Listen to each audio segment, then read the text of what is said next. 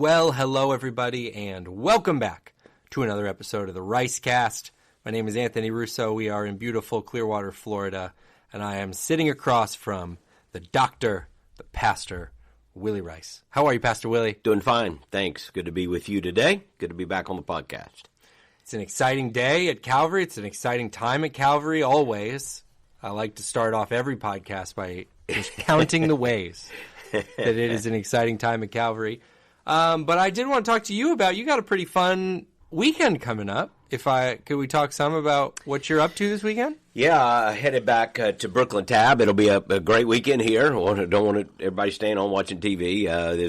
That's right. So come to church, but you can watch the service later or record it or whatever. But we're looking forward to being. And I was up there for a conference last weekend, so I feel like I need to get a apartment in Brooklyn or something, if I could only afford it. Had a wonderful time speaking to pastors and leaders there on Saturday. Flew back Saturday night, preached here Sunday. But we're flying back up this weekend, and a couple dozen of our people are also going. Yeah. Who just wanted to make the trip and go to Brooklyn Tab and be in New York City. So, looking forward to seeing some friends up there, and I'm sure through whatever the Brooklyn Tab website is, you can watch it if you want to, or look at it later after you come to church on Calvary, of course. Right. But anyway, we're looking forward to being back with that great church and our dear friend Jim Simbaugh. This is an honest question because I haven't been up there. Is it an old building? Is the building they meet in old? It is. It is an old theater. Okay. The church for years was in another location. I think fairly modest area when it first started. Jim tells lots of stories about the early days of the church. And, but somewhere, I don't know the date because I'm certainly not an expert, 20-ish years ago, they were able to buy a great theater there in the Brooklyn area. Jim told me Saturday, Pastor Jim, I should say, told me Saturday, the Three Stooges actually performed on that stage. We were sitting in the area. He said, the Three Stooges were there. He said, not many churches can say that. I said, no, but there have been plenty of Stooges on various stages. Yeah. Maybe not three at the same time, but individually. There have been more than a few on various church platforms. But anyway, so I have preached on the same stage as the Three Stooges. Yeah. Quite an accomplishment. That is fun. So apparently, though, it was a theater, secular theater, obviously. Okay. And don't know if it was ever a church until they bought it. And they restored it back to its prime. They had photos and literally restored it back, and it is an absolutely beautiful building. And they restored it back to almost the original, with the exception. He told me there was like right above the stage there was like a naked cherubim, like how they do, and they didn't feel like that would be too fitting for worship.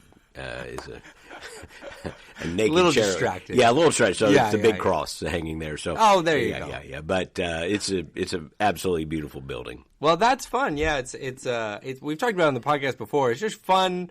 The relationship, it feels like, by proxy, I've not spent much time with Pastor Jim personally. I got to meet him one of the times he was here, but it feels like there's a real unity between our two churches. That's a fun thing. You going up there to speak. He's been down here a couple times. It's been a real blessing to us over the last several years, and almost, just somebody that we learn from. It's a great church. We learn from them, and they have been so kind and affectionate towards us, and so we're grateful to God for that relationship. Feel like very blessed because of it. Do you have a little bit of like a punch list when you go? You got to do the bagel, you got to do a pizza, you got to do a cheesecake. Yeah, Junior's cheesecake is an old standby, and Pastor Jim's one of his favorites. It's with walking distance where we stay and of the church. So usually you got to get a cheesecake there at some point, and some of our group is actually meeting, I think, Saturday night there for a cheesecake, and then my son is going to go with us, Stephen and Mary Stewart, and cool. So he's a pizza aficionado. Very like a pizza critic. Wow, like he knows about the famous pizza places. Right. So he's identified one that he tells me we're going to have to stand in line and get a number and come back 3 hours later, that kind of thing. So I said, whatever. So apparently We're going to a famous pizza joint on Friday night. Wow, that's exciting. You gotta eat in New York. You gotta have really some do, thoughts yeah. on eating really in New do. York because there's so many good And spots. stay safe. Those are the two things you're Those trying to are do. Eat good food and avoid the bullets. Yeah. 2 good tips. That's what they tell you when you get off the plane. There. Yeah. Here's our tourist board of tourism. But we've been here at Calvary. Yeah, it's been a great time at Calvary. Another exciting Sunday coming up. I always like to ask you about this. CCHS worship band led Sunday. Aren't they? They're fantastic. Yeah, here at the Clearwater campus, I don't think it's true in all campuses, but we love it when we get our students up there from CCHS and some Calvary kids. Some are in other churches sometimes, which is why they're I hear every week, but some of them are our kids. But they do a fantastic job. I mean, they are just incredible. And it's like, there a lot of times when the youth, students are leading, there's a big drop. Right. You go from way up here to way down here. Yeah. When our students lead, there's no drop in quality, and they're just fantastic. Right. And they do a great job. We're really proud of them. Yeah. Pastor Kyle does a great job with them over at CCHS, training them up. Yep. Because it's been consistent. With high school stuff especially, sometimes you're like, well, that group was great, but boy, it's going to be the Sahara Desert here for 6 years until someone else comes up. But it seems like year after year. He's got a consistent pipeline, and some of these young people will be going into Christian ministry, and it's just beautiful to see what God's doing there. Fun, we got to worship with them. If you were at another campus and you just want to check it out, and I highly encourage it, online, of course, we stream from Clearwater every Sunday, so you can watch them online. We got to worship with the CCHS band this last Sunday, so you can go back and check that out. They're just knockout and just so passionate. It's just so unbridled when they're up there. It's really great. I love getting to worship with them. But we've been in a series, Counterculture. Pastor, how have you felt? We're 2 weeks in. Feel good? How do you feel about this? Yeah, we knew it would be a challenging series as we taught a couple of weeks from the book of Daniel heading on into the summer. And, as you teach through the Bible, different books and different parts of it speak in different ways. And God, laid on my heart months ago that we would be, teaching through this for a few weeks. And really last summer when we first laid out the series, and just confirmed that as we got into this year, because clearly we're in a countercultural moment when faithfulness to biblical Christianity and biblical morality, biblical truth is counterculture. I think everybody sees that. There's no exaggeration of the conflict that is taking place in the cultural landscape, and helping our people navigate it, learning as followers of Christ, how do we navigate that? We just knew would be a critical juncture. And I don't know if, what's your favorite book? The one you're teaching through usually, but I don't know of any book that is more helpful right now in giving us certain lessons and certain guardrails than the book of Daniel. Yeah, it's been so good. And we talked on the podcast a couple weeks ago just about this series, a lot of excitement leading into this series. I wanted to talk today, and I'll put, as I always do in the show notes, last week's sermon. They both have been really great. If you want to go back and check those out, they're on our YouTube channel. I'll put last week's in the show notes. I wanted to talk today about kind of a practical follow-up to those first 2 weeks, because we really set the tone on, this is the culture. Be it first step, I think we talked on the podcast pretty extensively, know where you are, know what's going on around you. Then we talked the importance of standing on truth and that being countercultural the first 2 weeks. I thought today might talk some about it appears to me there's some in-between spaces there where you have Daniel, Shadrach, Meshach, and Abednego living in Babylon. We have these moments where we see them put into a real crux, and they're making choices, and we're teaching through those moments. I'm wondering, for the people listening, for members of our church, you say, I'm committed, I'm here, I'm standing on truth, I'm unyielding. But then there's this reality that they're living in Babylon day to day. They're working in Babylon. They're buying and selling in Babylon. So what I wondered if we might just talk for a minute. What does it look like to say, to engage with a culture that's so maybe disagrees with you on so many important things? But how do you engage with that culture in a way that's not sort of constantly adversarial? Yep. Any thoughts? I think it's a huge question.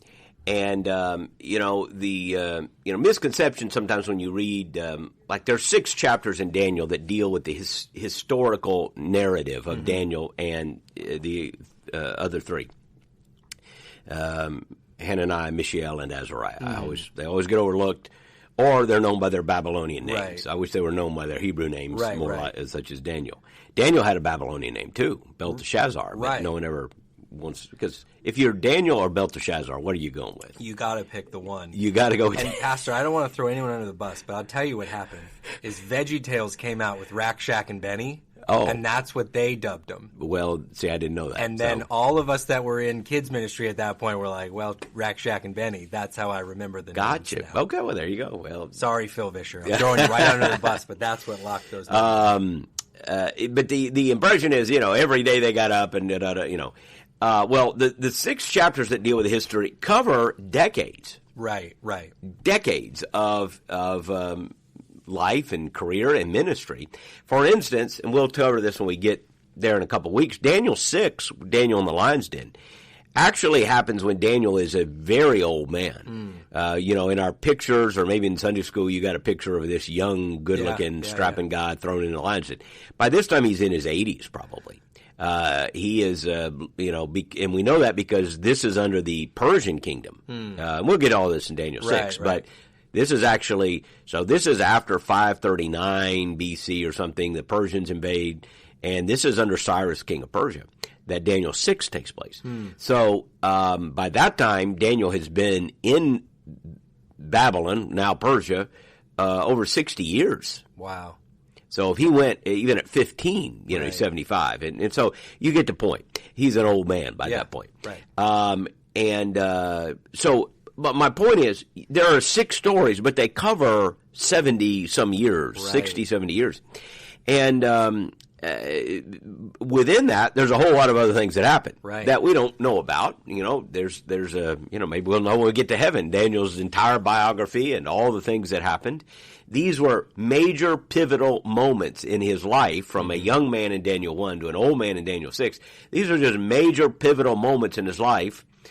And Daniel 3 doesn't even involve him. We're not sure where he is in that narrative, but that's where Shadrach, Meshach, and Abednego are thrust into the central focus. The other 5 stories, take place throughout his life. There's a lot of other life to live, and so it wasn't every day he got up and dealt with fiery furnaces and pagan kings and singing statues and so forth.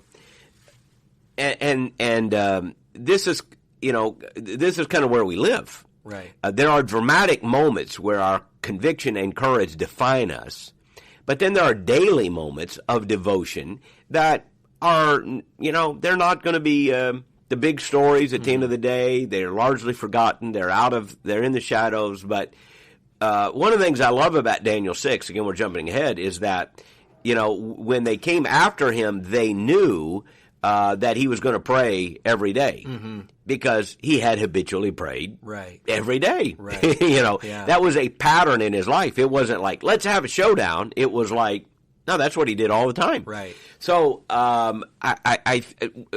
you're asking about how do we daily live in a culture hostile to us. So let me give you a quick verse, and I did not get to it because you can't talk about every single thing in every single message. But Daniel 2:14, he hears the vision from Nebuchadnezzar, or rather, the situation has been presented him, I should say, that the king has had a dream. Right. He doesn't know the dream. Somebody's got to figure out the dream and tell him what it means. It's an impossible scenario, but a death sentence is ordered on all the wise men, which apparently included Daniel. Right. Daniel 2:14 says this, "Then Daniel responded with tact and discretion." Tact and discretion. So you could build an entire sermon on that, couldn't you? Yeah. Daniel is presented with an impossible task, an adversarial king. He hasn't done anything wrong, by the way. It's just you're finding yourself caught in the line of fire, so to speak. And he doesn't respond with volatility and anger and protest. He doesn't go marching and yelling at anyone. He doesn't fire off a strong post on Facebook or, whatever the case may be. All those things may have their time, but he responded with tact. Yeah. And with discretion. Tact seems to suggest that, there's relational wisdom. Tact is relational wisdom. when I'm dealing with this other person, do I understand from their perspective as well as mine? Do I have a sense of, I can see it, I can understand what they're seeing from their shoes, so I can try to help them understand what I'm seeing from my shoes, tact. Tact. And this was the king's messenger that brought the message to Daniel. So he didn't attack the messenger. He didn't, say, whatever, name calling. Tact. And discretion. Discretion means, again, good judgment. Discretion means there's some things you leave out, some things you bring in. Yeah. What does the moment require? Discretion. I think that's a good roadmap for us. When we're dealing in a pagan culture with pagan ideas floating around, we are going to come against that constantly. And we're talking to people who are dealing in institutions or in business settings where there is this constant assault against what they feel like are their convictions and truth itself. How do we have tact and discretion? That becomes the question. That's what we need to respond with. Tact and discretion. And where does that come from? I think it comes from not only understanding the truth, because that's what gives us our convictions. Right. But understanding people. Yeah. Because there's a lot of kinds of truth. There is, meaning there are a lot of truth applications. For instance, there is moral truth. We don't do this, we do this instead. And we've been talking a lot about that because that is the battle lines that are being drawn in our culture. But there's also relational truth. That is, how do I respond to other people? A soft word turneth away wrath. Right. That is a relational truth. That's truth. Now, it's not a moral truth like don't commit adultery, but it does tell you how to respond to another person. That's right. And there are all kinds of commands like that. How do we speak? How do we listen? How do we show patience? Daniel had relational wisdom, not just convictional wisdom, that is. It wasn't just moral truth, it was relational truth. And they go together. They don't fight against one another. Yeah. Kindness, tact, discretion is it can be just as valuable in a situation as courage and conviction, right? Because Daniel could have had courage and conviction and popped off and yelled at the king and yelled at his messenger and never had an opportunity then to serve the purposes of God in that moment because it was just completely adversarial. So in that moment, yes, he had courage and conviction, but he also had tact and discretion. They both went together. So I would say that's where we want to start. How do we get that relational wisdom when we deal with other people and still keep our courage and convictions? Right. Yeah, that's so good, and it's like that part of the story. That's such a powerful verse there, and it jumps out there. But it seems like a lot of that part of this story is happening between these stories. So I think you sometimes you come away from a message or something, and you're like, yes, if it were down to it, and they made me do this, you think. Like the one we're going to cover this week, you think of the idol that comes out. If they asked me to bow to that, I wouldn't do it. There's a moment where I would choose the right thing, and that's good to be ready for that moment. But there's a lot of other moments that might happen between that one. So those are two powerful words for that dynamic for sure. I would say part of this is you don't wake up desiring to be adversarial. I don't get the sense that Daniel viewed the Babylonians as his enemy. I think he understood what we need to understand. This is a spiritual battle. The Babylonians, I don't think they were his enemy as much as they were his mission field. He understood he was going to live out his life in Babylon. Now, how did he live as a faithful follower of the one true God? And respond to Babylonians with tact and discretion. Yeah. Which means, there are a lot of things we could say to that. Every argument is not equal, Every argument is not worth a 10 response, like the 10 being the most passionate, the most emotional. Yeah. Some arguments require a softer touch, listening more than speaking, understanding as well as trying to be understood. All of those are signs of relational skill and spiritual maturity. And again, I can't stress strongly enough, the opportunity for Daniel's courage and convictions to shine strong also were connected to the strength of his character to show tact and discretion so that he responded to the king's messenger in a way that didn't create unnecessary adversity. You even see that in chapter 1, when he goes to the servant of the king, and the king is wanting him to eat certain foods, and he's not wanting to eat certain foods. And again, the way in which he responds is not disrespectful. Yeah. It's not full of acrimony. He tries to find a win-win situation with the king's servant. If you go back to that story, like the king, because the king's servant said, "I fear the king." Right. And so Daniel looked for a win-win situation. Like, well, why don't you let us try this? Yeah. And then check us out. In other words, he looked for a way that the guy would go, okay, I can do that. Yeah. And so I think that wisdom is also so important in order for our courage and conviction to shine strong. So I do hear, and I understand the anger that some Christians have, because there are things that make us angry in this culture. Sure. But if you get up every day angry at the people around you, I'm not sure they see your conviction and your courage as much as they just see your anger. Yeah. This is an angry person. And honestly, it repels them. It doesn't attract them because you just seem to be against them and against everything, and it doesn't give them a chance to listen. So I do think there is a place there for being tactful. Again, Daniel was tactful, wise, and at times there are nuance to conversations. Listen to people. So that person who you work with who has a moral perspective that has been informed by the new paganism that is around us, well, don't view him as your enemy. View him as an opportunity that God can use you to have an influence in his life. So every day doesn't have to be an argument. Every moment doesn't have to be a point, counterpoint. Sometimes the Bible says he that winneth souls is wise. It didn't say he that wins arguments is wise. And you can win arguments and lose people. Yeah. Now, sometimes we have to win arguments, but I want to win people, not arguments. Yeah. And so I just think tact, wisdom, discernment is how we navigate, as well as the courage of our conviction. Sure. Yeah. No, I think that's so good, and it's so present in that story. I didn't even think about that when we talked about it initially, but if there's someone who sort of had a right, air quotes, to be angry, I mean, Daniel, my goodness. He could have been bitter. He'd been taken from his home. The Babylonians, remember, were the enemy. Right. It wasn't like he just, they're the guys different from me. Right. No, they showed up and destroyed his country, carried him away as slaves. Right. And yet, he's responding to them with tact and discernment and wisdom. There's a lesson there. Absolutely. Over and over again. I mean, even as you're saying that, it's the delivery is not, I'll tell you where you can put that food from the king. I'll tell you that right now.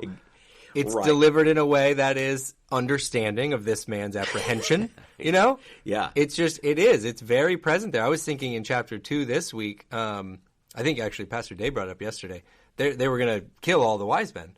And Daniel says nobody needs to die, when it almost kind of would make sense to say, sure, kill all of them. Like, I'll tell you the answer. Yeah. But there is tact, there is grace, there is respect for this situation he's in. And that's what I got goosebumps when he said that. He doesn't treat them like his enemy. And they were actually his declared enemy. Like, there was no, Babylon had ransacked, like, they were captive. So they were his enemy, and yet he was treating them this way. So that's a good word. Yeah, it's very important, and I do think that there are some people, in the name of their convictions, in the name of their opposition to cultural trends, and again, please hear me, there is a lot to be angry about. But if, we try to, sometimes though, we can justify being a jerk. And a jerk is still a jerk.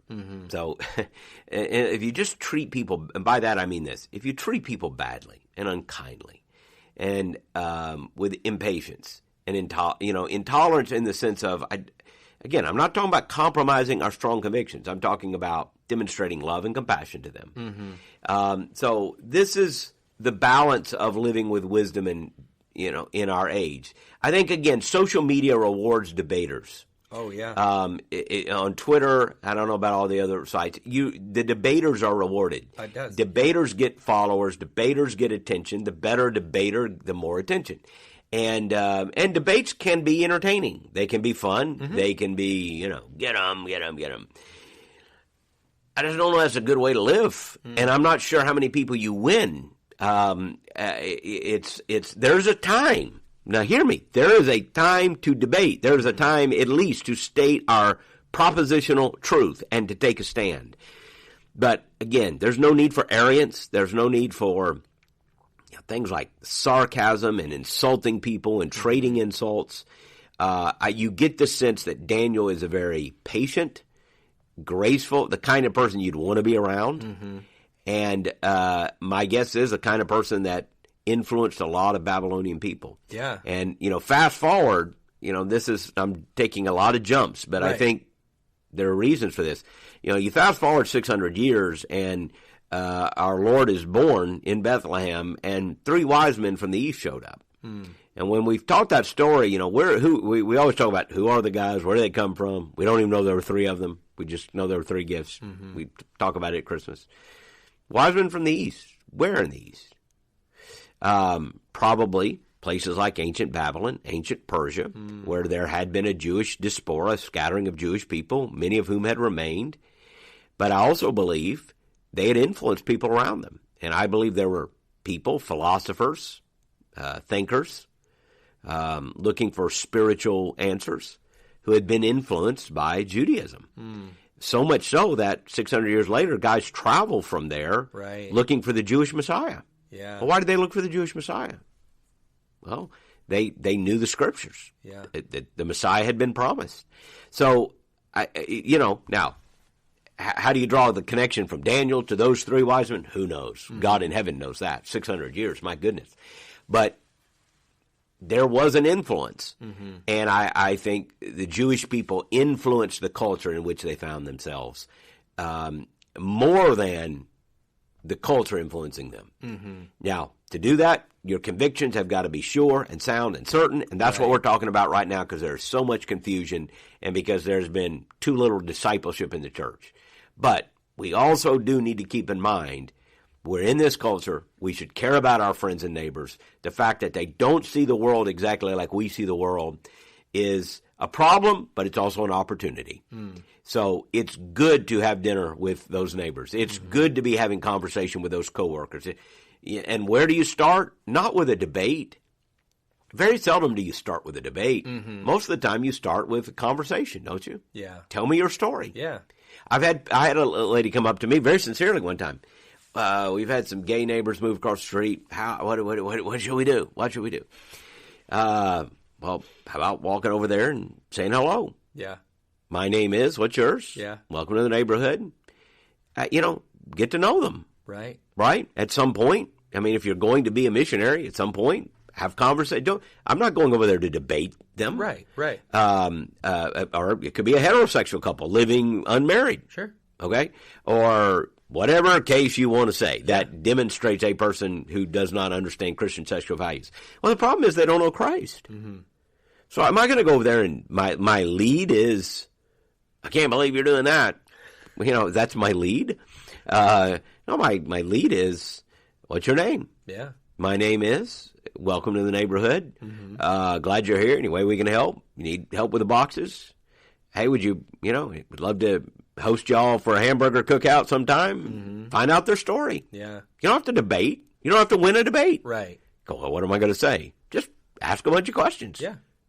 Just ask them a bunch of questions. Right. And at some point, if you ask them a bunch of questions and let them tell you their story, you're going to earn the right and have the right to say, can I tell you a little bit about my story? Mm-hmm. And that's where we begin to share Christ. And those kinds of conversions, when you hear the testimonies of people who have been converted from a, let's just say a wildly unbiblical lifestyle, whatever that means, pronounced lifestyle contrary to biblical values. When you hear people talk about conversions, it's usually not. Let me tell you how that happened. My neighbor came across the street and he was yelling at me, and he was just yelling. I didn't know what he was saying, and after a while I began to listen to him. The light went on. And the light went on. I wanted what he had. I asked him, or I saw his angry Facebook post. Man, he retweeted some fantastic things, and it convinced me. Usually the story is, I got to know them, and I thought Christians were crazy and weird and full of hate, and I found out they weren't that way at all. They cared about us. They listened to our story. And I began to ask them questions, and over a period of time, their heart begins to open to the things of God. Mm-hmm. Can it happen all at once? Of course. But I don't think you're going to debate most people into the kingdom of God. I think you're going to share. Yeah. You do have to be willing to talk. Oh, sure. But, boy, we need that tact and discretion that Daniel had. Yeah. Yeah, and that's what's so beautiful about the first half of Daniel, is you get both. You get the stories of courage and conviction told outright, and then you get this implied. Daniel lived there the whole time and held a position of some authority. He ends up becoming an advisor to the king. Right. I don't think the king would have an advisor that was not valuable to him, that gave him good advice. Probably he was productive in his work. We have him, the Daniel 6 narrative, which, again, we're jumping ahead, but is he had risen through the ranks so much that he became a threat to other people politically in what is now Persia. Like they were jealous of him. Right. Which, that became another challenge. But the point is, he had some success and influence in serving the role, but never quit praying. Think about it. And that's another, I'm getting ahead of myself, but never quit praying. He never got to go to the temple, never got to have a priest there at the temple, but never quit praying. Never quit praying. And we have people say, well, I prayed 2 days and the Lord didn't give me what I wanted. Prayed 2 days and our house still hadn't sold. Is there a God in heaven? I prayed Monday and Tuesday, nothing happened. Daniel prayed 70 years. What is it? I think 3 times a day, opened his windows and prayed to heaven. And never went to the temple. It was never at some point some exiles began to go home, but decades.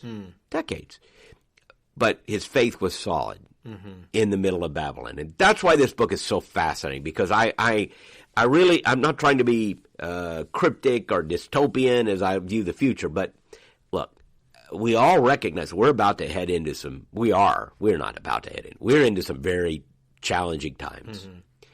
And we're going to need a faith that will work in Babylon. We're going to need a faith that will work when we don't have home field advantage anymore.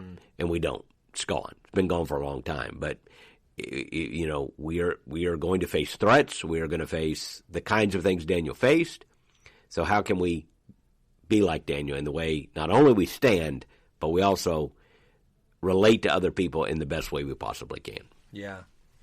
Oh, man, that's so good. Thank you for sharing a little bit more about that. This has been a fun series. Continues on this Sunday, like we said.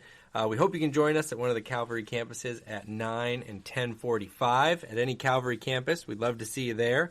It is going to be another great Sunday. And, I'm sure we'll share once you the Brooklyn tab link. Once we have it, we'll probably put it in the groups and everything if you want to go back and catch that. I think we grabbed it just from their YouTube channel last time, so we'll share that. There's no truth to rumor that they're going to let me sing with the singers this week. I know people are speculating that. Got a lot of questions, but that's what the group going is expected. I know they are. I know they are, but I'm preaching, so I really don't want to just. Oh wow, okay, do the whole thing, yeah. It makes sense. All right, you got to save the voice. I understand. But maybe they'll talk you into it. I don't know. You might get swept up, Pastor. I'll be singing, but not into a microphone. I promise. Don't you get nervous if you ever have that headset all the time? I get so nervous. Here's like Inside the Park, and our tech team does a wonderful job. Aren't they fantastic? The best. And they're fantastic. But their spirit is even better. Because they just are just servants Truthfully. And wonderful. But every tech person I ever go to, every church is this way. You go ahead and turn it on. We'll mute it back here, Pastor. Oh, yeah. And I go, no, we're not going to do that. Well, we're going to mute it. No. Because one time out of 1,000, you won't mute it. That's right. It could be 1,000 times that you mute it. Right. But then there's the one time you didn't. Right. So I'll mute it right here. And then if I mess up and don't turn it on, that's on me. And I can live with that. Yeah. But we're not going to just let you be me singing all over. That's right. 3 zip codes. So, because it won't be you singing when you forget to mute it. It'll be me singing. That's right. That's right. And I know what you're going to do. You're going to go, we forgot. I don't know how we forgot. And our guys never forget. But, no, they don't. But we don't want them. We don't want to put them to that test either. So we have a mute button there and a mute button on the back button. That's right. Shout out to Nick and Jess Grosseibel are pregnant. They are going to have a baby. I did not know this Give was them a like public Ricecast information. They just shared it Okay. on Facebook and everything. So, well, I've been home for a little bit of time, and I know that, they were just, you wait till the right moment to share it publicly. But shout out to them. A lot of our Calvary family know them inside. Nick leads our tech ministry, and absolutely fantastic job. Jess is one of our singers, and she's absolutely fantastic, and we love them. They're fantastic. This Christmas, you can catch Nick Grosseibel running production with a baby strapped to the front of his We can't wait. harness. We can't wait. He does all the things that Nick does. Well, we love you, Ricecast family. Thank you for listening. If you haven't already, rate, review the podcast wherever you listen to podcasts. That's the best way to spread the word about what we're doing here. And we will be back with another episode here very soon.